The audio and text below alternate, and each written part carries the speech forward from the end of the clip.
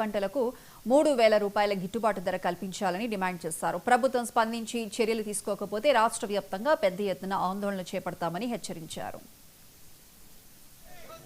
ఈరోజు రాష్ట్ర వ్యాప్తంగా రైతాంగం పండించిన ఉల్లికి సంబంధించి కనీస మద్దతు ధర మరి క్వింటాల్కు 3,000 రూపాయలు ఇవ్వాలని చెప్పి డిమాండ్ చేస్తూ ఆంధ్రప్రదేశ్ రైతాంగం మరి రాష్ట్ర వ్యాప్తంగా ఈ ఆందోళన కార్యక్రమం చేస్తుంది. ముఖ్యంగా మరి రాష్ట్ర ముఖ్యమంత్రి నేరుగా ఆయన కింద క్షేత్రస్థాయిలో ఏమి పరిశీలన చేయకుండా మరి ఎవరి సలహాలు తీసుకోకుండా కేవలం క్వింటాల్కి 1,200 రూపాయలు తీసుకుని ఇచ్చి మార్కెట్ ద్వారా కొనండి అని చెప్తున్నారు. 1,200 రూపాయలు అనేది ఏమిటి బిచ్చగాల రైతులంటే ఎవరు బిచ్చ వేస్తున్నారా? కాబట్టి ఈ దేశానికే ప్రజలందరికీ అన్నం పెట్టి అన్నదాతల్ని ఈరోజు వాళ్ళు మరి నిర్లక్ష్యం చేస్తున్నారు, అవమానం చేస్తున్నారు. అట్లా కాకుండా ఈరోజు రైతులు ఆత్మహత్య చేసుకుంటున్నారు. మరి రైతుల ఆత్మహత్యలు నివారించాలంటే స్వామినాథన్ కమిషన్ స్పష్టంగా చెప్పినారు, రైతులు కొనబడిన అప్పులన్నీ రద్దు చేయాలని చెప్పినారు.